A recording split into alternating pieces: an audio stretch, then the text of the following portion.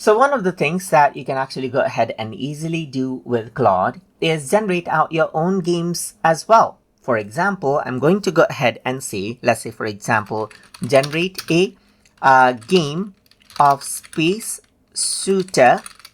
Let's say for example, in Yangon. Let's say for example, right here using HTML. You can go ahead and be more specific as well, but let me just go ahead and say using HTML. You can go ahead and let it generate games using other programming languages such as Python as well. But for A's, I'm simply going to say HTML, and you can see that it is starting to generate out the HTML game right here, Yangon Space Shooter game in HTML. So you can see that it is generating right here, so you just need to go ahead and wait for the generation to be completed.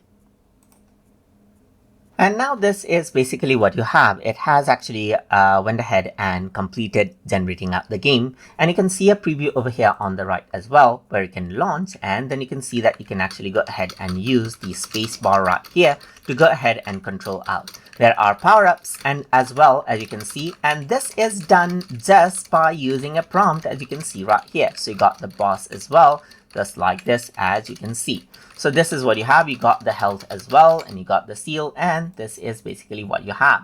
So this is how you can go ahead and then generate out games easily with Claude inside of using HTML, or you can do this using any programming language as well. You can go ahead and download this out as HTML, as you can see right here, and then if you were to open it, there you go, you got the full screen version right here, just like this as well. So that is basically how you can go ahead and create games using Claude easily. So I hope you guys learned something as always. And as always, please like, comment, share, and subscribe.